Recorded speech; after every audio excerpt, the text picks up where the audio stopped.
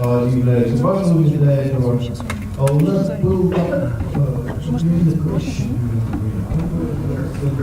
нас был замечательный вопрос во время перерыва, мы обсуждали о том, можно ли современные методы нейровизуализации.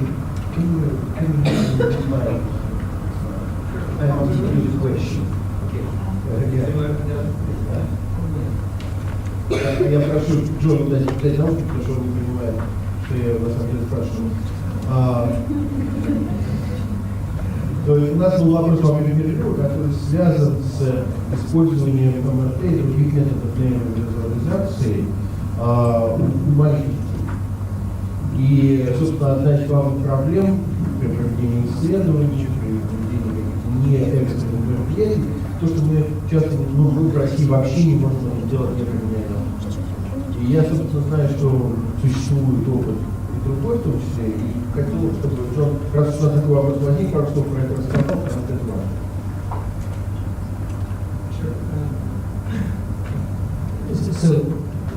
Итак, the MRI scan has revolutionized evaluating children with developmental disabilities. Dr. Shahani will talk about it a bit. Исследование головного мозга. Доктор Шахани будет об этом говорить больше.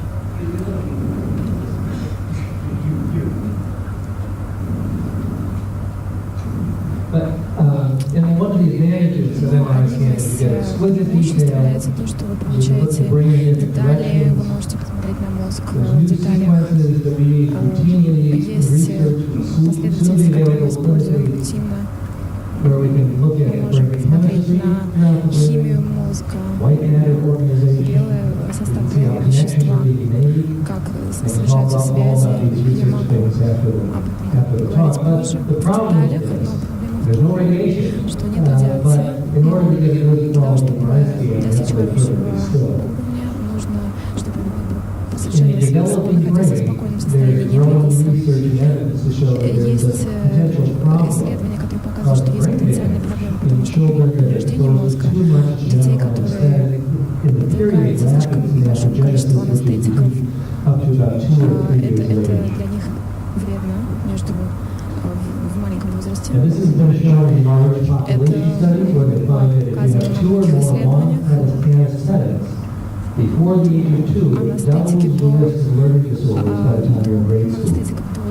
возраста увеличивает количество каких-то нарушений с обучаемостью у детей, поэтому это вредно. Также есть исследования, проведенные на крысах, на свиньях, на приматах, показывающие то же самое, те же самые результаты. И мы не знаем точно, каковы риски и когда это может произойти. Мы знаем, что это есть такой потенциальный риск, и поэтому мы осторожно относимся к использованию наркоза у маленьких детей, если действительно он не доказано, что он очень нужен. С другой стороны, не нужно использовать обязательно наркоз. Можно показать, пока ребенок просто заснет.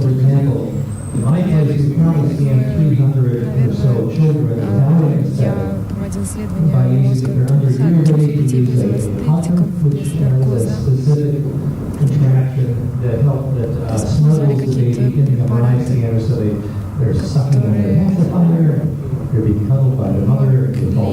как-то успокоили детей перед проведением МРТ.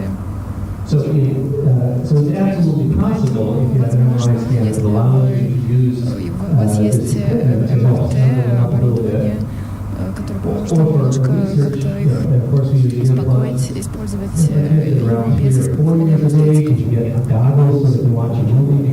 Например, можно даже показывать фильм. Если дети чуть постарше, поэтому все возможно. Спасибо. Если у вас есть немного времени, например, если делать это ночью, время, когда дети хотят спать, можно делать МРТ в этот момент. Поэтому есть потенциальный риск, именно от наркоза. Это действительно опасно использовать наркоз для детей, которые младше 2 года. Есть исследования, которые показывают, что есть такой риск.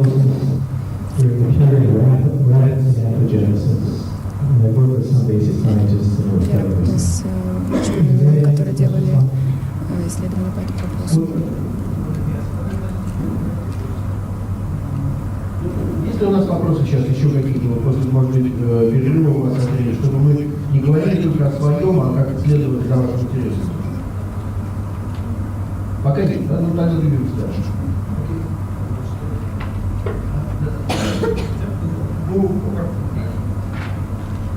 So I know much of what we've done so far has been kind of elementary for many of you. Многое из того, что мы сейчас вам показывали, рассказывали, это для вас известно. Я сейчас хочу сказать о диагнозе, о лечении. Если есть какие-то вопросы, пожалуйста, спрашивайте. Доктор Филлипс Слава ответит, я буду рада помочь. Итак, мы начнем с разговора о этапах развития, основных этапах, и больше может коснуться истории и инструментов диагностики. Итак, это, повторяю то, что мы уже говорили, но это показывает размер этой проблемы. Кажется, что это касается всех стран, что около 16% детей имеют нарушение развития. И, конечно же, огромные деньги уходят на то, чтобы содержать детей. И потому что нужны многие уникальные медицинские условия и другие расходы. Поэтому нам необходимо знать цифры. Итак, для начала я не буду слишком фокусироваться на основных этапах развития. У вас есть эти данные, эта информация. Первый признак неврогенетические процессы или это задержка в развитии, язык, моторика, когнитивные способности. То, что мы потом посмотрим на какие-то еще картинки. So the first around 2 months we like to see, or in newborns we like to see some headlines, we like to see their heads slowly come up, and if there's any concerns that keep a closer eye over the next few months. And around 6 months of age, an infant should be able to pull his head up in a great tone and sit up положение сидя. Around 2 months of age, we like to see them немножко наклоняться вперед, сидя, положение сидя. К 8 месяцам они должны уже сидеть независимо. И между 9 и 13 месяцев они уже начинают ходить с внешней поддержкой. И в итоге сами продвигаться без поддержки. 13 месяцев – это очень хороший возраст для того, чтобы ребенок начал ходить самостоятельно. То есть мы не ожидаем, чтобы все делали так дети, но это хорошее время для того, чтобы начать ходить самостоятельно. Язык – это то, что мы тоже исследуем очень внимательно. Речь. Мы бы хотели, чтобы дети составляли слова, предложения к 2 годам.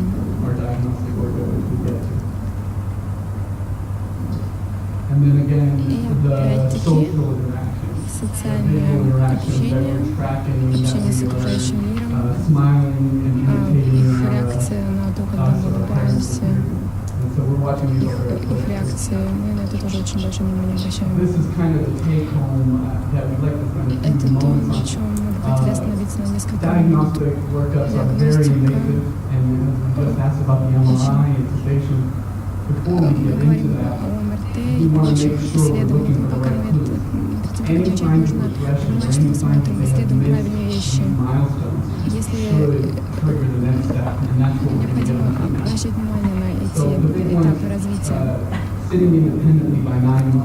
Итак, сидение независимо к 9 месяцам.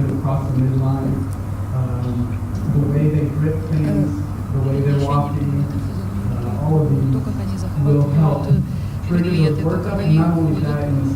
Все это важно. И у нас в США есть ранние вмешательства, и я знаю, что вы тоже это делаете. И чем раньше мы можем здесь вмешаться, тем лучше мы можем сработать, потому что в начале дети более пластичны, если же они сразу с самого начала. Сложно будет уже лечить то или иное нарушение. Здесь there are many findings of the exam that may signify subtle genetic abnormalities. Teachers and independently may not mean anything.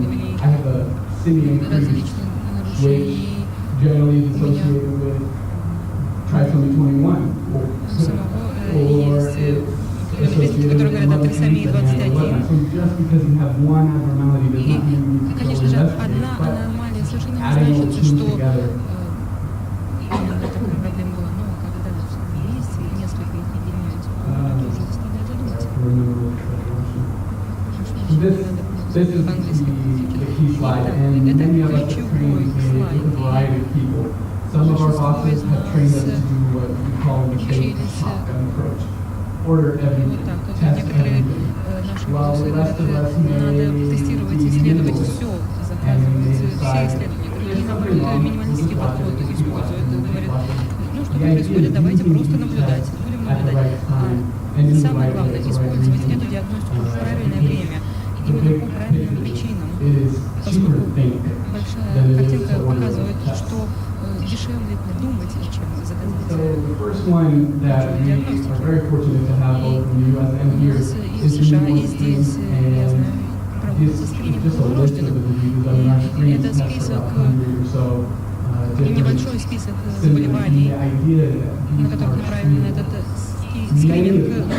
Суть заключается в том, что большинство из этих заболеваний лечится, и большинство детей очень часто происходит так, что после этого скрининга родители не забирают результаты, потому что больше много времени требуется. И здесь, конечно же, важно, чтобы результаты были как можно раньше получены, чтобы соответствующая диета была назначена, соответствующие энзимы были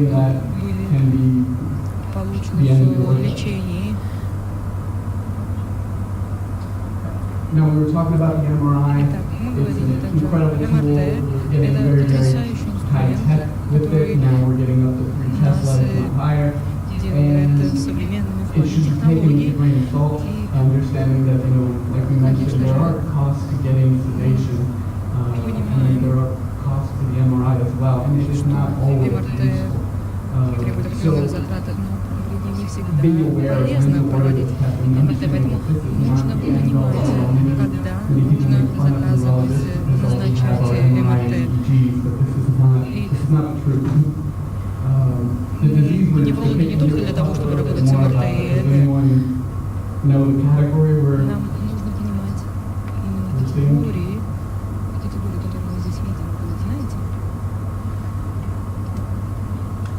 So we see flare signal changes on an MRI infecting the white matter, which this is a type of leukodystrophy, metachromatic leukodystrophy.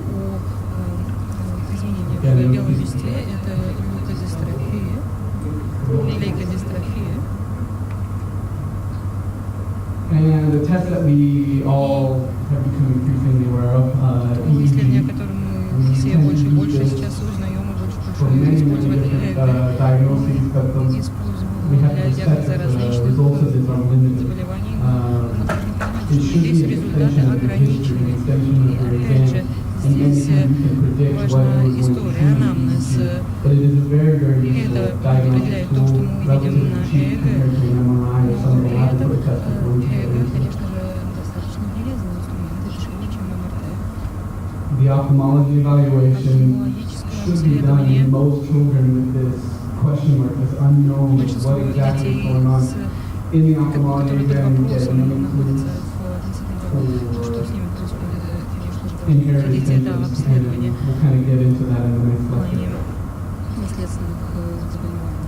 And then again, learning. I think this is what many of you deal with, and we see this episodic outbursts of эпизодически мы видим взрывы агрессии, фрустрации. Мы работаем с детьми, которые And a очень very easy незначительные thing is to нарушения check here. поведенческие. And it's И often missed, поэтому unfortunately. And we have a number of вот tools этот to скрининг use to и test for it, другие and a number инструменты of treatment options as помогают well. нам понять, что происходит.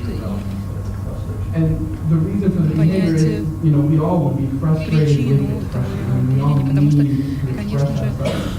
And если so мы не sometimes можем it's not выразить just with себя, the мы, traditional конечно же, speech and получим hearing, but фрустрацию. any form of adaptive Любая communication форма can адаптивной really benefit коммуникации from circumstances. может We have a привести tendency к to jump хорошему on результату. medications for У нас behavior есть when often the тенденция underlying cause is назначать completely определенные different things. лекарства, This которыми мы пытаемся вылечить поведенческие проблемы, но that часто требуется совершенно другое лечение. acoustics are becoming much more popular. The OAE is very common. Сейчас вот акустическая Often эмиссия the AVR, очень the auditory brainstem, также which are near but sometimes some of these will crack работаем much с more коротковатыми слуховыми procedures. This is a muscle biopsy, which thankfully реакции in мышечной ткани. this generation of medicine is becoming outdated. We have a number of genetic tests and a number of Сейчас other ways to diagnose проводятся patients генетические besides creating a тесты, massive scar in their leg and taking out a chunk of и muscle. не используются уже разрез Thankfully, we're getting out what we still do. мышцы, которые использовались раньше, сейчас все-таки устаревшие. And now we're getting into the laboratory studies. Now, again, this goes back to a shotgun approach. We can easily order a number of labs.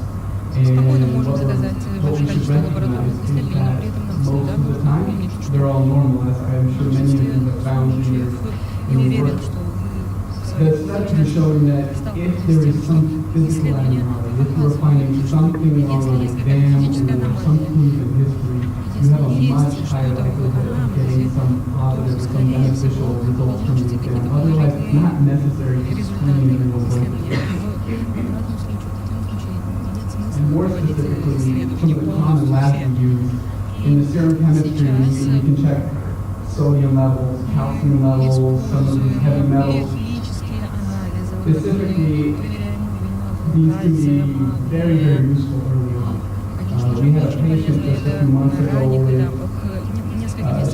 newborn with generalized seizures or focal seizures, and instead of going all the way down, getting the MRI, sedating, getting the EEG, all we did was check the calcium level. Turned out to be hypocalcemic, and the treatment was quite simple. So недостаточное количество кальция, соответственно, назначили it простое clearly shows лечение. that using labs at the right time can be very, very beneficial to prevent a Мы number of понимаем, other что expensive лабораторные diagnostic tests. исследования And then going down to metabolic, своевременно назначенные there are specific categories we'll get привести into, к очень but хорошим результатам. checking При your этом, опять же, lactate, это checking your pyruvate, checking your ammonia level недорогостоящее. can be very, Также very useful, важно specifically проверять with уровень these лактата, neurodegenerative пирувата, processes, аммония. mitochondrial diseases. We've had a case in Потому что Milan we've been working with very closely and a number of other В mitochondrial случае issues с большим количеством заболеваний мышечной, и это can be играет diagnosed важную simply by роль, checking the и, elevated lactate, соответственно, elevated ammonia. диагноз можно Liver function поставить, tests, serum опять же, amino посмотрев acids, на уровень in the лактата, CSF, we can get some studies to see, and we should know Мы why также we're getting анализируем CSF studies. аминокислоты, Elevated levels of glucose or decreased levels of glucose can show inability to effectively transport glucose across neuronal membranes, может seizures, как раз as well привести as the к neurotransmitters, судорогам, поскольку can be глюкоза caused не or может movement disorders if you have an abnormal level of dopamine or norepinephrine. пропускаться должным образом. Now we're moving into the genetic test, Далее and this is kind перейдем of к where генетическим neurology has исследованиям, и taken здесь как a раз huge lead over неврологи the past couple decades. за The последние karyotype несколько genome, so we're not десятилетий spending сделали much time, but большие big шаги, picture, можно сказать, в развитии. translocations or duplications, but overall it Эти doesn't исследования seem to дают be нам that картину о informative for a lot of транслокациях, these more дупликациях, questionable items. и, We go конечно on же, to позволяет помочь нам в нашем диагнозе. chromosomal microarray. Now this seems to be much more prevalent. And is anyone sending chromosomal microarray? Вы делаете хромосомную Yeah. So again, it has a significant amount of benefit, but there's Здесь limited опять же utility. большое What this количество test does плюсов, is но it checks for ограничено. Он duplication использует, что or он проверяет deletion. дупликацию или делецию but it doesn't tell you exactly where но не сообщает abnormalities нам are. It конкретно, is где very non-specific. находится аномалия. Он очень неконкретный по конкретным делециям. Single nucleotide deletions or shifts. Вариации So числа it's very difficult определенных. to get all the answers, but a very useful Сложно test to start with. получить все ответы с помощью Now, этого when you исследования, have но очень хорошо с него disease in начинать. mind, when you Когда see a у вас в certain голове есть constellation определенное of symptoms, заболевание, вы видите определенный набор the симптомов, fish, when you see hybridization, очень can be very полезным useful, может быть and it's флуоресцентная specifically identifying that гибридизация abnormal gene, but you need to для know выявления аномального generally гена, но what при gene этом you're looking for. нужно в общем понимать, какой And ген now вы we're ищете getting on на to использование этого метода. the next generation testing, and this is becoming much more popular in the Тестирование US, like it's следующего very, very поколения, expensive. это очень We have популярное исследование, но очень panels of testing, we дорогостоящее. have the У нас unknown, we есть have the single панели gene test, and we're тестирования, getting есть results faster. тестирование And одного this гена. is where I think things are changing now. И как раз здесь As we основные send изменения panels сейчас to происходят. Когда мы смотрим на and эту we панель, send off the whole genome for sequencing, we смотрим can на get back геномную hundreds последовательность, of мы different можем mutations. получить сотни This различных is where I мутаций. think our jobs are И becoming мне much more кажется, как раз наша complex. задача We становится used здесь to более send сложной, everybody потому to a что geneticist just изначально if you look мы funny, генетикам but всех now we are отправляли. the geneticists. We are getting При these этом reports мы back, сами, and we need to be генетики, able мы to получаем interpret. эти So I think отчеты, this мы is должны again уметь их where интерпретировать. keeping up with the Поэтому, evidence-based опять же, medicine, keeping up здесь with the очень literature is so важно important. читать, We are now having to explain which mutations are нам significant сейчас and which нужно ones уметь can объяснить, explain какие and which ones are мутации играют insignificant. важную роль, какие мы можем So it объяснить, makes our job a какие lot more не complex. важны. Поэтому я уверена, что это усложняет нашу задачу. We're going to have some cases for you. Сейчас мы хотели бы показать вам некоторые примеры Anybody have и any questions? вместе это все обдумать, обсудить, обговорить. Есть у вас вопросы какие-то на данный момент?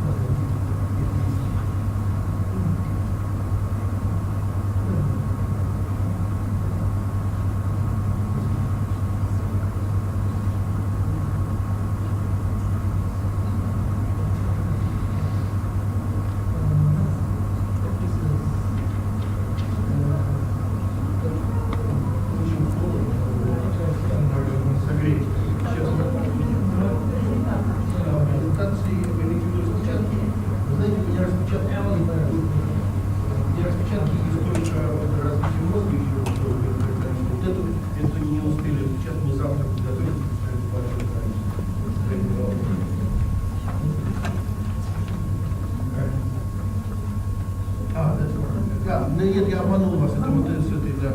Давайте как-то опять случайным образом я буду распределять. Кому еще никогда ничего не доставало, как не видимо.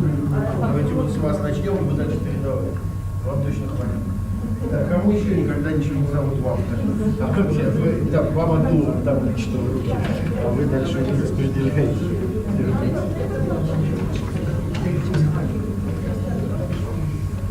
Так, могу, что кондиционер я еще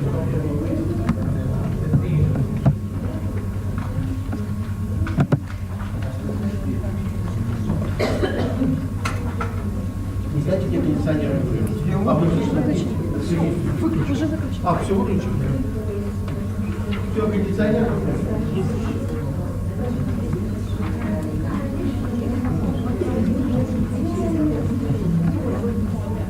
So we're curious to see what you think of this patient Что вы думаете and о what you're noticing about him and how you Что вы approach. замечаете, как вы подошли к изучению и лечению?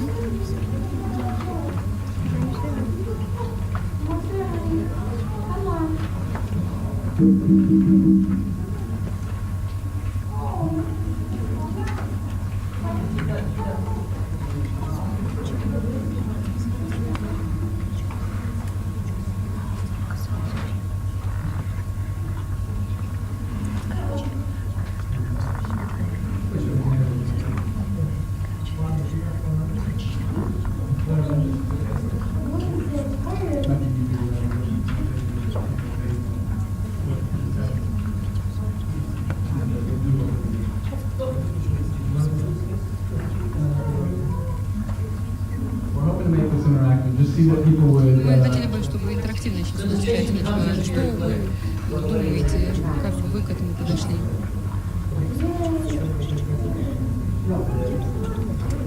Вам переводят, да? Вы сидите так, на нас дальше смотрите. Что вы меня спрашиваете? I'm the child's father, and I turn to you.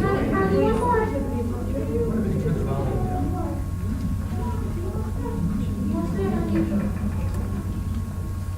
The doctor has been telling me that the child would outgrow this, and I shouldn't worry, but I think there's a problem. You see a problem? Что вот мне, как отцу, говорит, что я не должен переживать, никаких проблем нет, как вам кажется, проблем есть? Yes, I see a problem. Теперь мы видим, что вы послышите, как смеяется.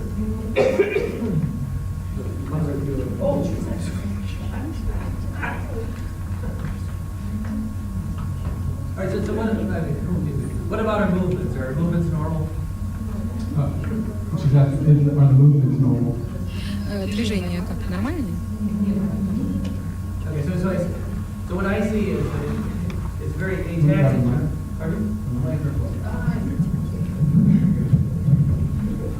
I mean, so what I see is a child who's very jittery, ataxic, she needs the help from the mother to walk. Ребенку требуется помощь, чтобы ходить. Она не говорит особо. Как подойти к этому ребенку? Я его анамнезе, мы знаем, что она была своевременно рождена, регрессии у нее не было. Кто-то говорит, что у нее церебральный паралич, может быть. Как подойти к... Should we start with the muscle biopsy? С биопсией мышечной ткани нам начать или как? I would. Я бы... Okay, great. EEG. Why an EEG? Почему Because it's what I'm going to answer for you. Давайте я за вас ответ. You might have seizures, you might Потому что у also нее maybe судороги, it's да? So again, the Нужно EEG оценить shows generalized фоновую slowing. активность. She might have some spikes now and Но then, but при she's этом not having может actual быть у seizures. нее не совсем судороги, а вот такие припадки. I follow a bunch of these patients. И у меня несколько таких пациентов есть. У нее нет судорожной активности, у нее есть некоторые пики только на электросферографии. Rett syndrome? Let's still talk about workout. So, typical adults do it. We're at right answer. But we want to see the thought process. Студент, вы говорите правильный ответ, но мы хотели бы процесс услышать. Давайте мы через весь процесс пройдем диагностически. It's actually not the right answer. It's not the right answer because Но на самом деле это неправильный ответ был. Не совсем правильно. So we're in the office. This is the presentation we all see. We've got an EEG and it shows some non-specific С этим пациентом. sorry, you can say no.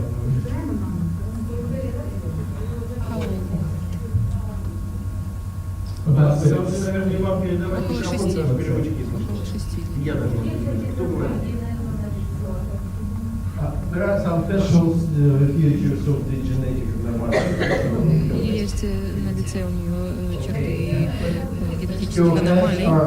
Руки у нее Okay, so all right, нормальные. so what genetics do you want to say? Какой синдром генетически подозреваете? Говорите круче, микрофон я не слышу. Ангелман.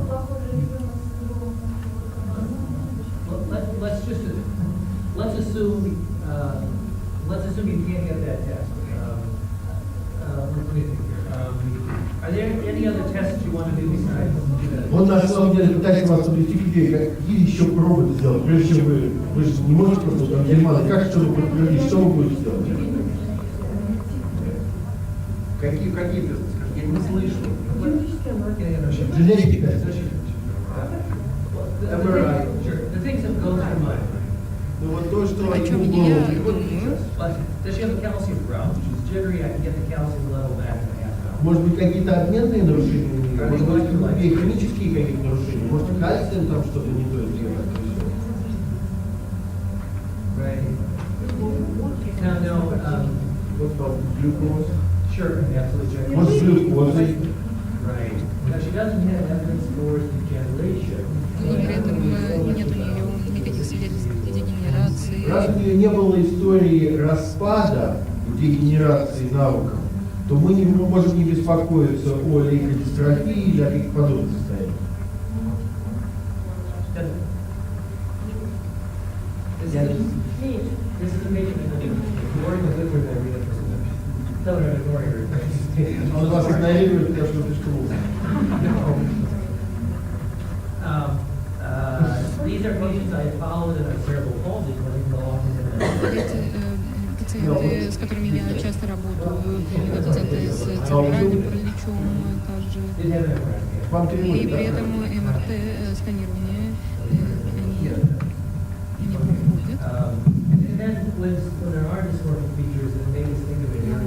При этом, когда мы думаем о конкретном диагнозе, instead of just getting a microarray analysis, we might phone right in on a specific gene disorder we think they have. когда мы думаем о конкретном генном So you can нарушении, get fish test or fluorescent situ hybridization just for фиш-тест Angelman провести syndrome. на синдром It's a Ангельмана. lot cheaper than looking at Это everything. будет It's, намного you дешевле, can чем take смотреть it на at a time. все, And you're right, it is. когда мы думаем о конкретном типе. Да, и вы правы, это синдром Ангельмана.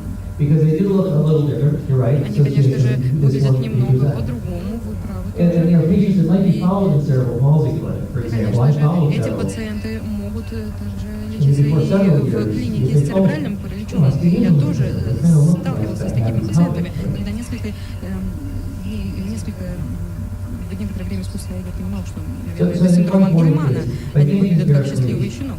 И нам нужно очень осторожно здесь относиться, нам нужно внимательно смотреть на пациента.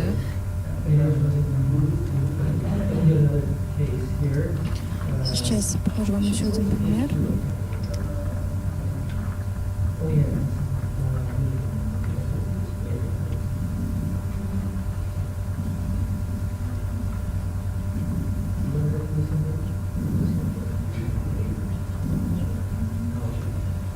Okay, so what's the diagnosis? Это какой диагноз здесь? 15 months old. 15 месяцев. Don't blurt it out. What's the thought process? So what do we see first? Скажите, что мы видим вначале? Какие у вас мысли? So now she's 15 months old. Ей Let me give 15 you a little месяцев. Сейчас я вам немножко расскажу ее She's not анамнез. sitting by herself. Она не может сама сидеть She's not самостоятельно, walking. не ходит. I put my hands on her and she's very hypotonic. Очень гипотоничная. I check her reflexes because I'm a Проверяю neurologist. рефлексы, потому что я невролог. And it's hard to get reflexes. И сложно у нее увидеть какие-то рефлексы. Let's just ignore that lady from there. Сейчас пока не будем реагировать на этот комментарий. And how would you approach the workup? Как вы будете подходить к этому пациенту? In medicine, in neurology, is it an upper motor neuron or lower motor neuron? Right? We localize it first. Нужно сначала локализировать нейроны.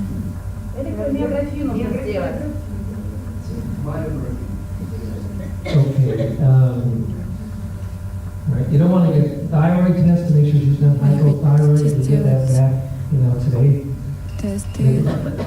The EMG is in our place. The EMG is going to take a couple of weeks. МЧ займет несколько недель. So things that I go through my mind. Let's just say Что происходит, вот о чем я думаю, скажем так. we do the EMG and it shows that she has anterior horn cell disease. Есть заболевание. So then we're focusing on the anterior horn cell problems, like Burning Hoffman, spinal muscular atrophy. Короче говоря, вот миографию делают тогда, когда есть, понятно, подозрение на нейромышечные заболевания, и когда нам нужно, собственно, точно уточнить локализацию повреждения, да, соответственно, на каком уровне корешка, в каком месте вот дуги рефлекторно у нас происходит нарушение. Но обычно все-таки довольно долго нужно ждать, пока EMG сделают, несколько недель. Let's just change the story slide. The child was 3 years old. The EMG shows anterior horn cell disease. It's not spinal muscular atrophy. And the patient has been degenerating slowly. Cognition is worse. Мышечная астрофия. Ну, давайте вот немножко историю поменяем. Все то же самое. History of regression, yeah? Ага. Значит, вот есть у нас история распада, но при этом EMG не показывает изменений. EMG does show some peripheral neuropathy. Ну вот показывает некоторую периферическую нейропатию. Patient used to be walking, is no longer walking, used to be talking, is no longer talking. Говорил, перестал говорить, ходил, перестал ходить. How do you approach the diagnosis? Как мы подходим к этому диагнозу? Sure, the MRI scan shows Конечно, white matter disease. МРТ Ну вот показывает нарушение белого вещества. Вот seizures. Вот так, вот головы. Ah. Seizures are usually a late finding of white Судороги matter disease. обычно Early finding связаны of с gray matter disease. Gray matter disease белым is like веществом, leptocytosis, but for white matter disease, с such as leukodystrophy, заболеваниями seizures белого can occur, вещества. but it's usually late in the course. Я пытаюсь подметить, вы мне покажете. То есть, на самом деле, при нарушении белого вещества судороги обычно мы видим только уже на поздней стадии развития заболевания. А, собственно, судороги мы видим довольно рано, тогда, когда мы имеем дело с дегенеративными состояниями серого вещества. Поэтому у нас, да, вот это нарушение белого, ну, давайте предположим, что ее практически особенно. Just my approach would be to make sure there's no treatable causes of thyroid disease, thyroid function studies. We'll be sure there's no disorder of amino acid or amino acid metabolism. We check carnitine in kids that are hypotonic, something called ACL carnitine profile. We check. Is that going to work? Похоже, что мне придется застревать, довольно часто, поскольку по терминологии немножко перегрузили переводчики. Я говорю, in general, if there's something with neurodegenerative disorder, you can usually find a cause. Unfortunately, there's usually no cure. ну, обычно при дегенеративном состоянии мы можем найти причину, но это нам не помогает иногда найти помощь, да, потому что, в общем, мы ничего часто не можем сделать. But with hypotonia and degenerative delay, you want to make sure there's no hypothyroid disease, so we check thyroid function studies. Проверяем функцию железа.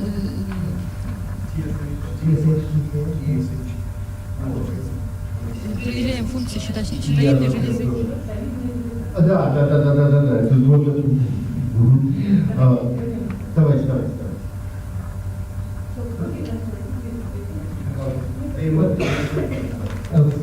Just briefly, I'm sorry. Прошу прощения, еще раз.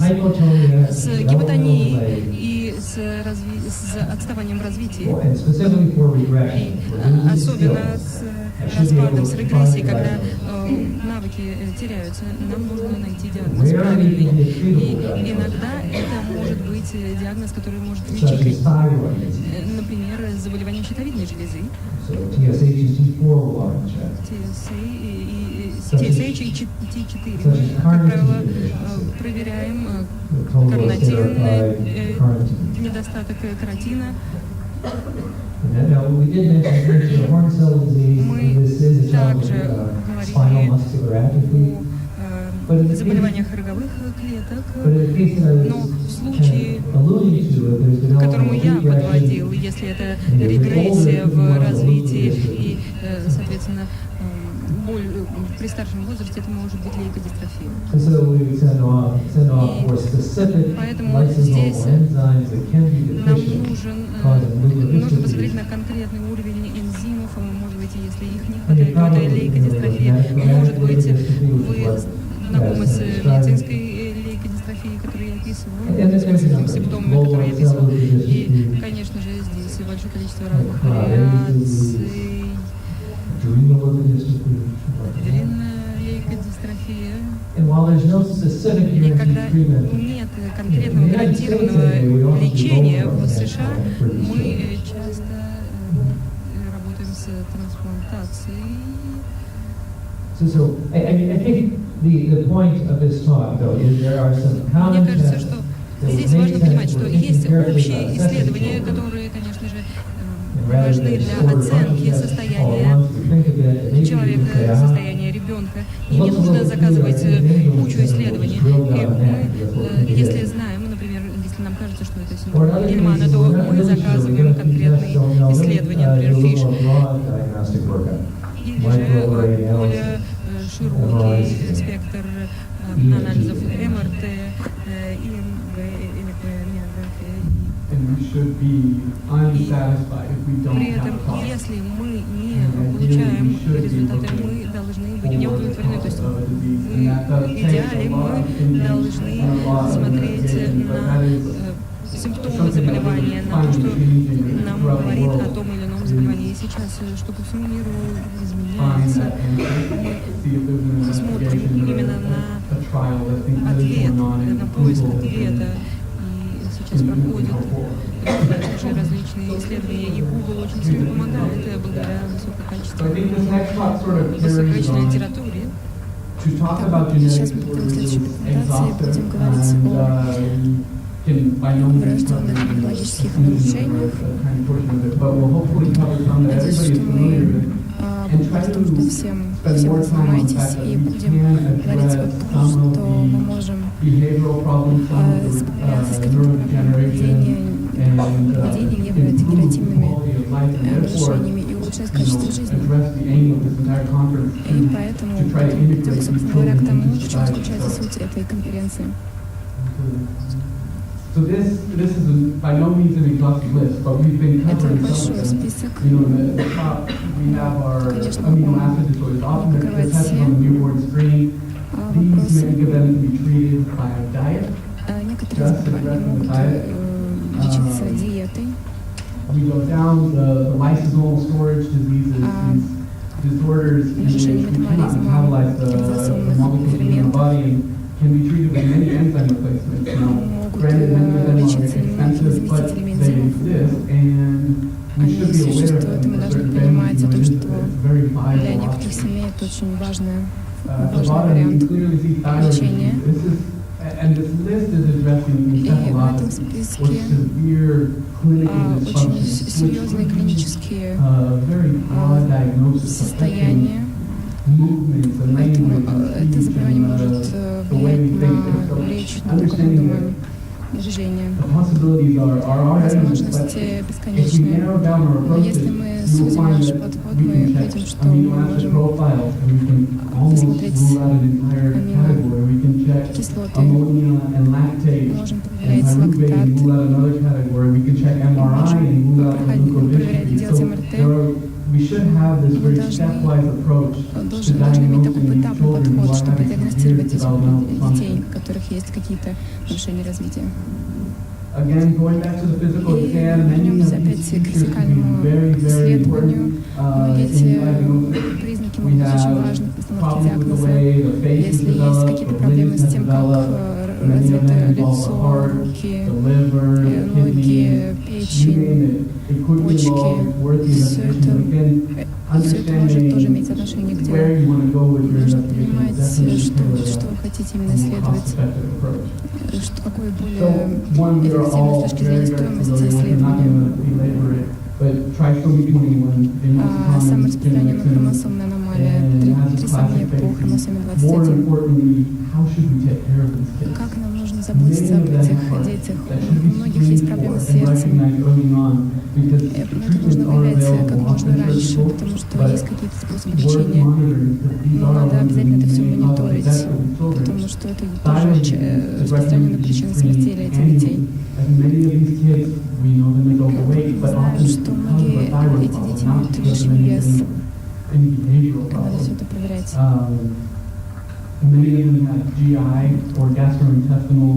Какие-то проблемы с кишечником, щитовидной железой.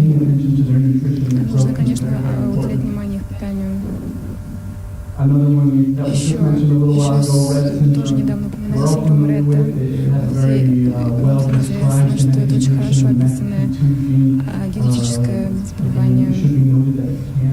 Трансмутация гена МЕК2 происходит. Обычно вот такие признаки мы видим у детей с этим синдромом. Это второй по распространенности синдром, генетическое заболевание. This is where we're hoping to spend most of our Сейчас поговорим о session лечении. speaking about. So please interrupt with any questions or if Поэтому, you're using пожалуйста, therapy for задавайте children. вопросы, если у вас есть какие-то вопросы по лечению. Getting these kids to communicate, some Нужно augmented делать так, communication чтобы or adaptive эти communication дети is общались. imperative. And it Это really обязательно. delays the Это behavioral действительно difficulties and challenges that parents, улучшает состояние при schools face каких-то children. поведенческих Helping them проблемах и has нарушениях. been astronomical in producing better behavior. We are often using Мы часто используем melatonin. I мелатонин. don't know, has that become common Я не here? знаю, если это распространено We здесь. use melatonin just before, about an hour before bedtime, За 3 час до milligrams. того, как You can ребенок increase it up to 12 идет milligrams, and we спать. are seeing И benefits мы from видим, что это increasing. действительно улучшает That profile состояние. is almost non-existent, but and you do have to give it a И month вам or so нужно before you get the benefit. But давать мелатонин где-то the месяц, impact on чтобы quality of life can be был profound. хороший результат. Many of these kids with Rett's or any of these Детей, которые имеют синдром Рett. the dose. We start about an hour before bedtime. We'll give about 3 milligrams, 3 миллиграмма. and we can increase as high as 12 or Мы 15 можем milligrams. увеличить до 12 миллиграммов за час до похода. Usually it's about 3 to 5 milligrams. The key is many, for whatever reason, pharmaceutical companies combine melatonin with B12 Иногда or просто B6, фармацевтические which are компании комбинируют and you have to мелатонин be very cautious about which с formulation you B6, get. витамином B6, B12, поэтому нужно быть But it's been осторожным very с effective in many дозировкой. children. Но это очень эффективно для многих детей. Fragile X, we discussed this earlier as well. Very common disorder, very easy to Это очень diagnose. частое It's распространенное stereotype. заболевание, Again, легко huge dysmorphic диагностируется. features that we Это are looking дисморфические for. черты. Мы видим это проявление на лице, Want to spend more на time on чертах this. лица. Немножко On the заострим left, внимание на you этом. see many of С the левой стороны medications вы that are видите used, какие-то препараты. these stimulants to help them with their cognitive. Granted, initially you see these children and Вы they видите tend to этих have детей, significant conflict понимаете, что у них behavior. есть какие-то проблемы с Often it поведением. is a manifestation Часто of ADD or ADHD. And I understand that Strattera is widely used here, can be beneficial in these children.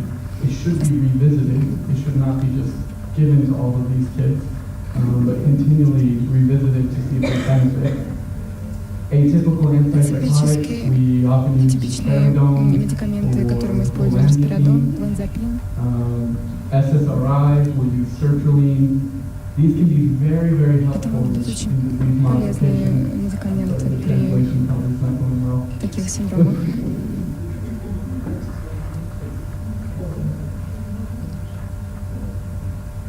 No, I haven't put the drugs on there, I apologize. The key on the left is, this is how textbooks То есть describe and treat так drugs first, описывается в учебниках behavioral лечение. therapy, Сначала and медикаменты, потом какие-то sensory поведенческие integration at the bottom. методы. It should be reversed.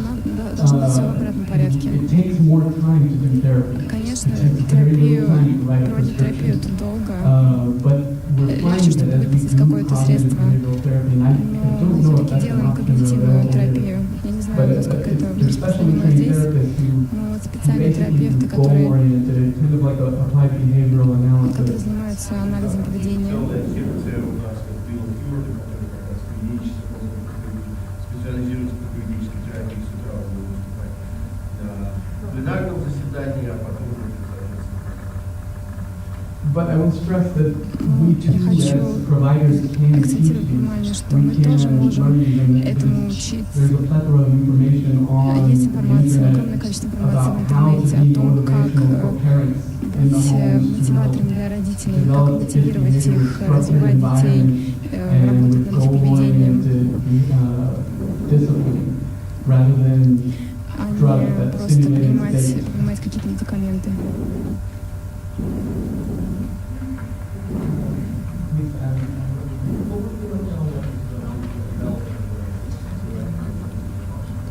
Dr. Phillips makes a very good point that these drugs are used very widely, but the impact on a very plastic developing brain на очень that is пластично going through развивающийся мозг, synaptogenesis we still который are проходит unaware of how генез, мы that не impacts уверены, in the long насколько, term. как So это влияет using the долговременные, какие medications долговременные as эффекты они judiciously as имеют. possible is imperative. I mean, we need Поэтому to try to go обязательно more нужно about environment, узнавать structuring the schools, больше and structuring the whole о household. окружающей среде и ребенка среде и прочем. Now, a very common disorder that many of us are familiar with, tuberous sclerosis, neuroconvenience disorder, has a number of recognizable features, the sebaceous, adenoma sebaceum, or the hypopigmented spot. Many of them have seizures, particularly a devastating form, which we get to call infantile spasms, and can be the first clue that this child has a lifelong illness. These are some of the similar pictures that we've seen. They also, next slide, have a number of systemic complications that affect the kidneys, the heart. Many of them can have heart tumors. They have lung disease. And what we are most interested in as neurologists is the CNS findings. That cortical tubers, which are often asymptomatic, you can't really recognize what they're doing for patients, but they can change and they can become causes of seizures.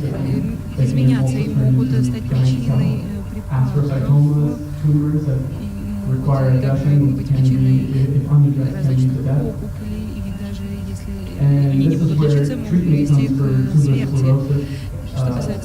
The infantile spasm is a very severe form of cortical dysfunction and disarray. Can be treated in the literature. We're using ACTH, adrenal hormone.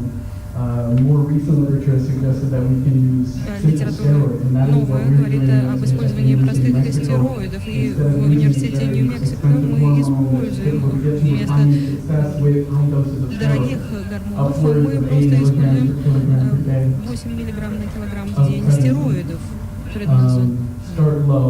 Начинаем с низкой дозы и медленно ее, если необходимо, поднимаем, а при этом ведем мониторинг конкретно для туберкулеза. Если мы не можем контролировать его стероидами, то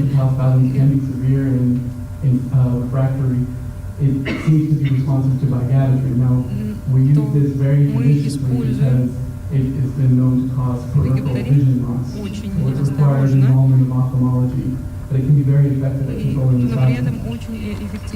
Many of these kids go on to developing lifelong complex seizure disorders, although there is a spectrum. And what we're finding becoming more emerging is for the SAGAs, the subependymal giant cell astrocytomas, the tumors that are developing in the MRI that we saw previously. Thank you. We have a medication called everolimus. It is an mTOR inhibitor, it's a protein that is involved in cell proliferation and regulation. And this medicine has been very effective in not only minimizing growth, but actually causing regression of the tumors.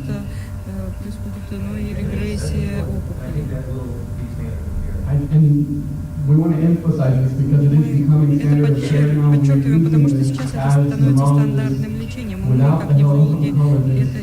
This medication, everolimus, limits cell proliferations, and it actually causes regression or resolution of the tumors in these patients. And it is a twice-a-day medication that is quite easy to give. Sure.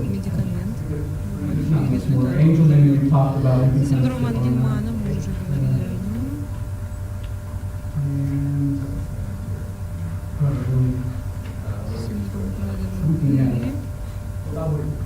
Я думаю, что у нас время приходить чуть 3 минуты осталось.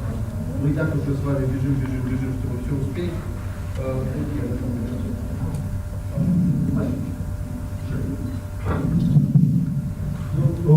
Давайте по каким можем вопросам задавать. У нас, наверное, есть какие-то вещи, которые не похожи культурально, скажем, там, социополопатии, которые у нас не совсем по-другому рассматриваем. Если это интересно, можно их поспрашивать. Хотите, можете по конкретному синдрому, по конкретному методу лечения. Может быть, мы что-то проскочили с переводом и можно вернуться с вопросами. Это тоже возможно, мы очень усиленно стараемся справиться.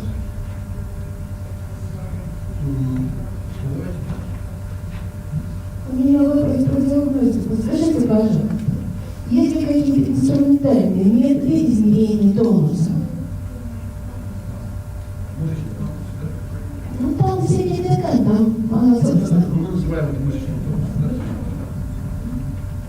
So just to be clear, tone is resistance to passive Тонус stress. – это устойчивость Which is к пассивному растягиванию.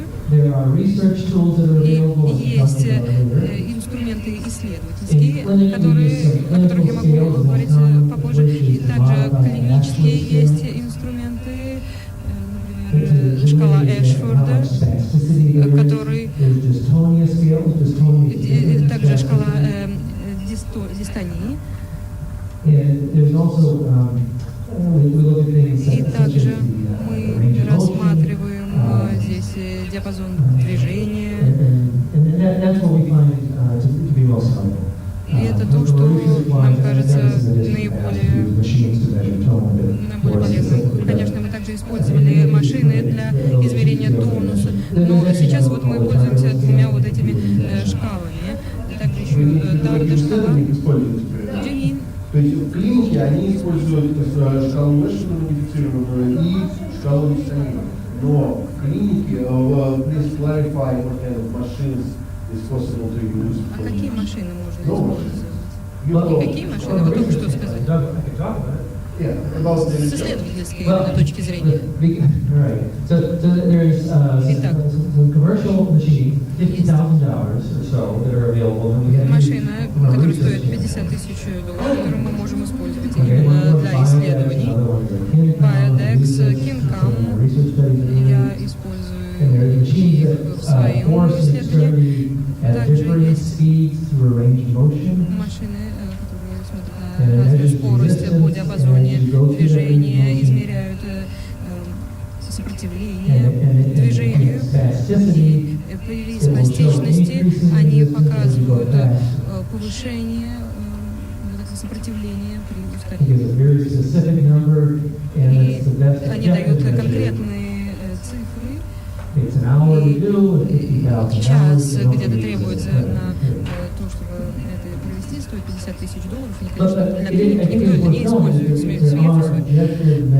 При этом есть объективные, конечно же, меры. Мы можем измерять спастичность с помощью них. Отлично.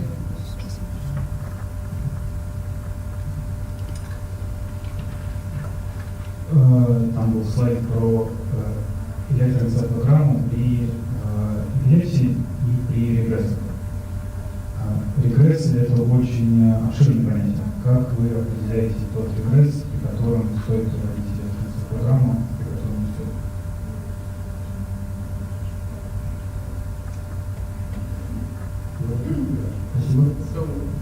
Спасибо. Обычно речь используется, когда у нас есть какие-то подозрения припадки, невозможности припадков, когда мы боимся, что будут какие-то патологические регрессии. Поэтому если регрессия происходит постепенно, например, месяцами или годами, мы не видим какие-то периоды, когда основные вехи, эпизодичность, когда мы не видим, когда придет улучшение. Поэтому здесь EEG не очень помогает ЭЭГ. Поэтому должен быть использован этот метод, если есть какие-то ограничения.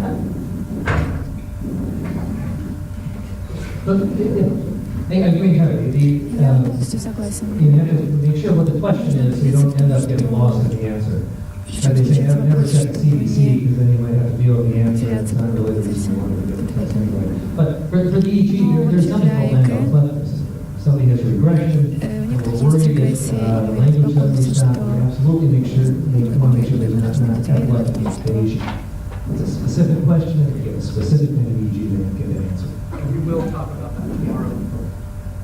Я хотел спросить, вот используют ли, потому что мы часто видим попытки трактовать у детей электроэнцефалографию с точки зрения оценки зрелости, ритма и, так сказать, вот, насколько там, то есть не только с точки зрения судорожной, а сделают ли они, что это такое?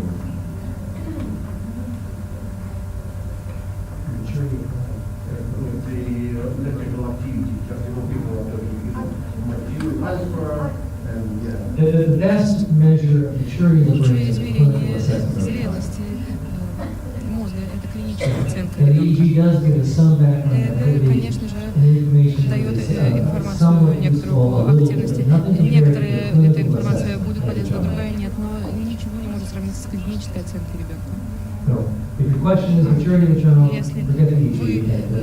именно задаете вопрос по зрелости I ребенка, would забудьте add, об there ЭЭГ, we found берите many просто patients клиническую оценку. would И я say также a 7 hertz, понимаю, что sub-alpha rhythm, у нас posterior dominant есть rhythm, and they're пациенты less с than normal. субальфа-ритмом, с And so доминирующим getting ритмом, EEG to и diagnose maturity is использование ЭЭГ для significant. диагностирования зрелости, конечно же, очень ограничено. Лучше всего просто исследование.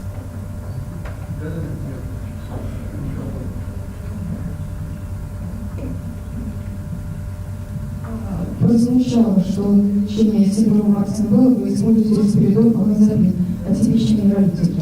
С какого возраста официально разрешено применение этих препаратов в Австралии?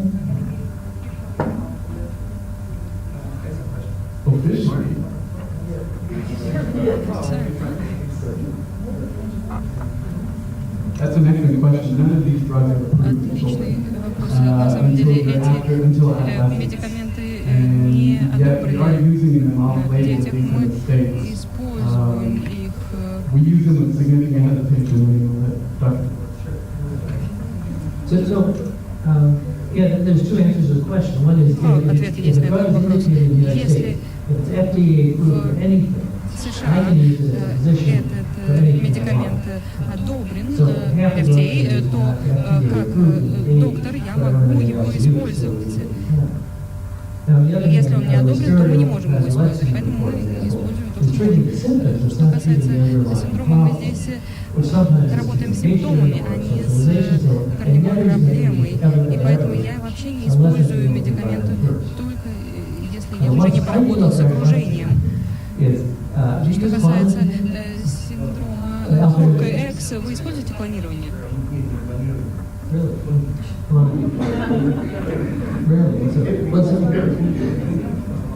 So with Fragile X syndrome, there does seem to be some autonomic disturbance. Хромосомы And it's, I know, происходит narration, нарушение. but it seems the Fragile X syndrome responds perfectly well, actually, to alpha adrenergic agonists Здесь like clonidine or guanfacine. хлонадин. Здесь очень хорошую роль играют. Ответил я? No. This is no. I don't know. Нет, Давайте последний. Вы готовы еще сидеть с нами? Да, наверное, если вас антилумоник.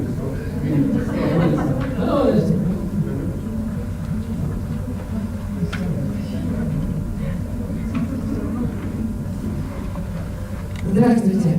Центр для реабилитации инвалидов детства «Наш солнечный мир». В нашем центре реализуется комплексная программа коррекции и реабилитации детей и взрослых с различными нарушениями. Это нарушение опорно-двигательного аппарата и это ментальное нарушение. Поэтому у меня на самом деле два вопроса. Первый вопрос относится относительно людей с нарушениями опорно-двигательного аппарата, с нарушениями хроническими, с мышечным тонусом. Дело в том, что в нашей реабилитации мы используем много методов, в том числе метод ипотерапии, лечебная вековая езда. Я знаю, что в Соединенных Штатах она тоже используется. Мне интересно, насколько она распространена у вас. И хотела просто такую маленькую ремарку. Дело в том, что когда мы имеем дело с этими людьми, у нас не всегда принципиально важна причина возникновения нарушения этих нарушений. То есть, с одной стороны, безусловно, бывает состояние, которое нужно коррегировать препаратами медицинскими, но с другой стороны, мы работаем конкретно с человеком и с его симптомами. Да. И мне вот интересно, как это происходит в Соединенных Штатах. То же самое, что касается с детьми и взрослыми, которые имеют ментальные нарушения и психические какие-то. Первый вопрос про ипотерапию, второй вопрос какой? Тоже про ипотерапию на самом деле. И по медикаментам, потому что мы считаем, что маленьким детям вот эти вот нейролептики пока лучше не давать, чтобы они сами смогли рассказать о своем состоянии. Спасибо. Сами Все понятно. Sure. So the second question Конечно. first. Итак, сначала начну со второго вопроса. Я согласен, что очень осторожно нужно действовать с медикаментами, которые изменяют систему нейротрансмиттеров, развивающихся в мозге. Мы используем нейролептики, но очень осторожно и не часто. И следим внимательно за этим. Но я обычно очень люблю цитировать Джеймса Бонда: «Никогда не говори никогда».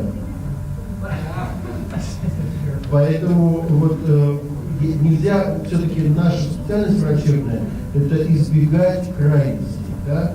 И под нашим, наверное, наблюдением, нашим пониманием, почему, когда не помогают какие-то другие помощи, методы помощи, мы, наверное, можем предложить в том числе и на. Но когда мы пробуем когнитивно-поведенческую терапию, тогда сами.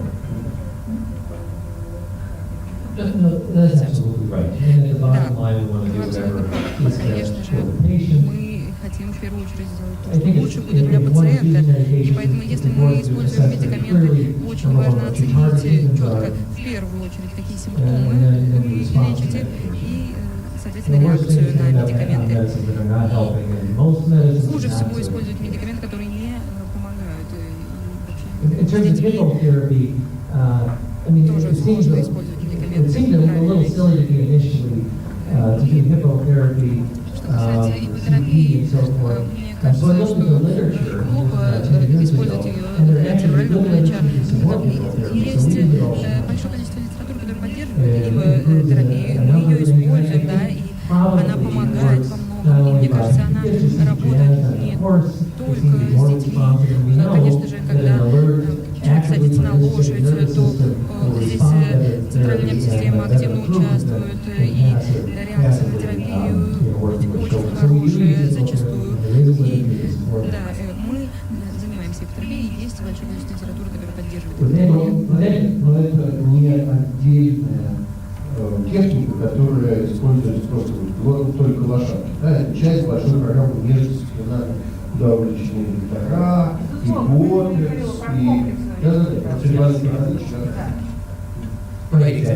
и совершенно верно. И когда мы занимаемся ипотерапией, также здесь эрготерапия. Вы еще не умеете, потому что мы вас уже держим. И еще я хочу сказать, добавить, что это личный момент, потому что нам нужно смотреть как раз на реакцию.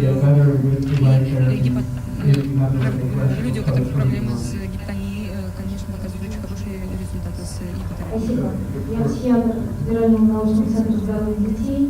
Скажите, пожалуйста, даже в условиях доступа к лучшим методам исследования и так далее, ведется ли какая-то статистика случаев, когда причину найти так не удалось, и какой процент таких случаев? Ваши практики по научным исследованиям. Спасибо. Еще вопрос. Good question. Yeah, that's a question. I don't know the answer. Я не знаю ответа. But I can tell you from personal experience, there's more severe developmental delay, the more likely to be find an answer. Уже нарушение развития, тем менее вероятно мы найдем In ответ. general, categorize people by intellectual capabilities.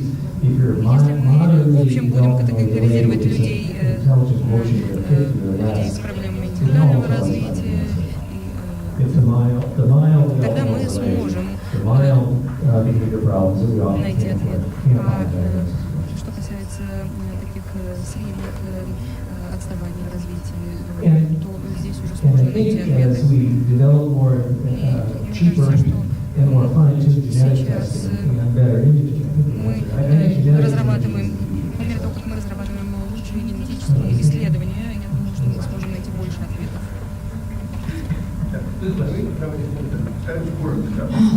Я сама не назначаю противосудорожных препаратов, я являюсь врачом-психотерапевтом, психоневрологом детским. Попадаются дети, которые выявляется стойкая эпилептическая активность на энцефалограмме. И когда эти дети в нашей перфекционной работе идут очень хорошо, но при этом обследовании им начинают назначать противосудорожные препараты и становится хуже. Вот какое вообще представление об этом? Если нет ни одного припадка, ни одного приступа. Бесприступное, просто... So we'll talk a bit about this tomorrow. There is a concept. Yesterday, actually, at Harvard, 30 years ago, described которая была описана 30 лет назад. Естественная формализация, не знаю, знаете ли вы этот термин, но в некоторых случаях просто используется пассивная нормализация.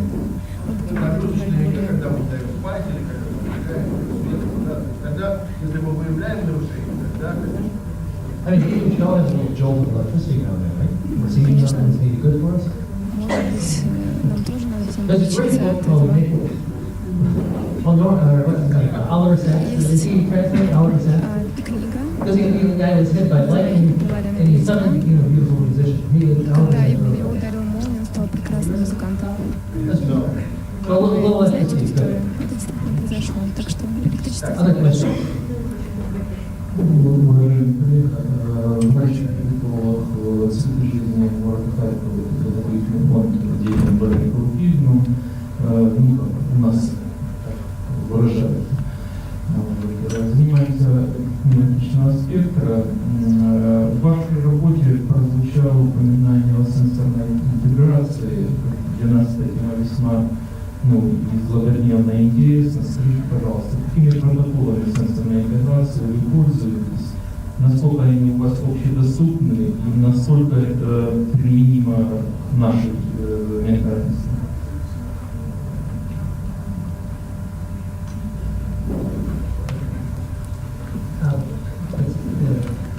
We talk a lot about sensory integration disorders or autism or other developmental disorders. в связи с нарушениями развития. Сенсорный мозг очень отличается, поэтому я не удивлю, если это может помогать. Мы осторожно относимся, мы не используем какие-то сенсорные.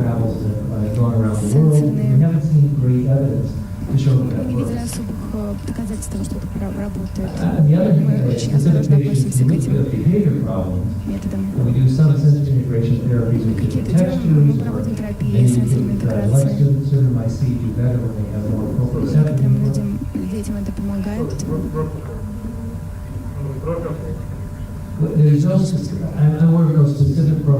Нет особого протокола, потому что все разные, и, соответственно, должно быть индивидуальное лечение. Не хочу сказать, что я ничего не делаю без точного исследования того, что Вот завтра происходит. немножко будем говорить про аутизм, у нас не будет большого количества времени, но все-таки мы про аутизм надеемся поговорить, и надеемся поговорить про все-таки компоненты, которые необходимы при управлении помощи. Сенсорная интеграция, конечно, важный компонент, и в общем попробуем, чтобы на время завтра было тоже. Last question. No, I haven't seen it when they were. And давайте вопросы еще. Еще вопросы? Sure. No, I started. 30 seconds is the question. С вашими специальными вопросами вы ограничитесь 30. Используете ли вы гомотерапию, гомотерапию, гомотерапию, если используете с какого возраста? Опыт недоношенных детей в отделении недоношенных 15-дневного возраста. Прошу судить.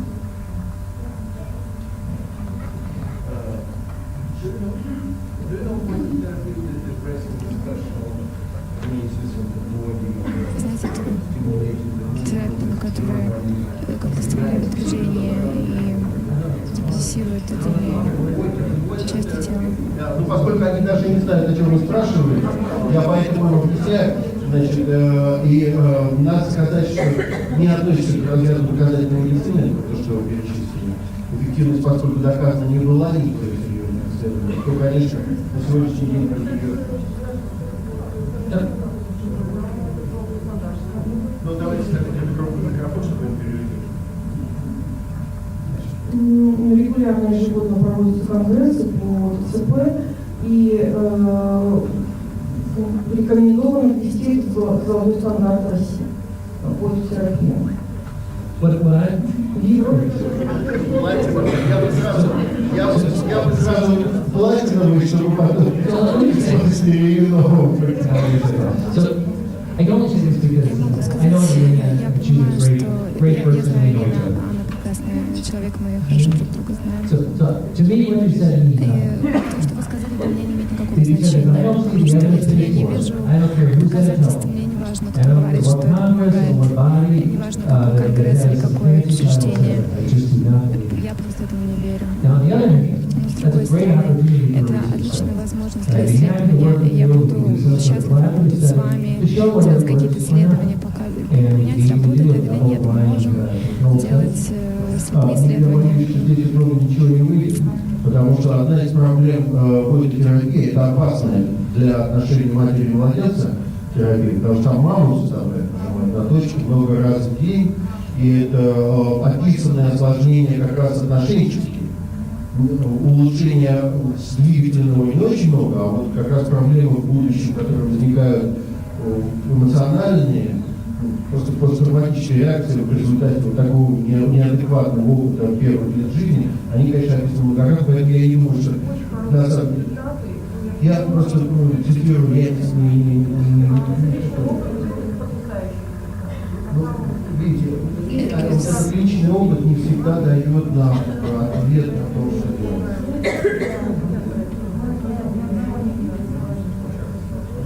Давайте еще вопрос.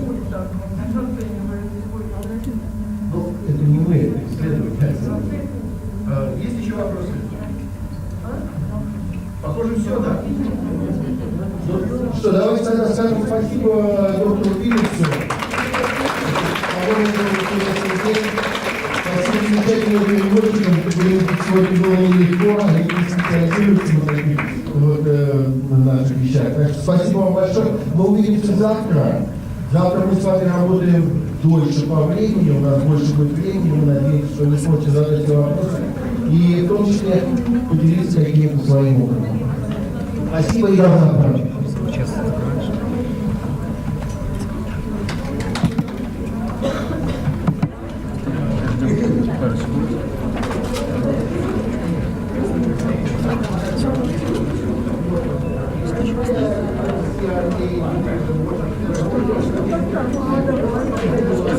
Красная трансляция, слышишь как?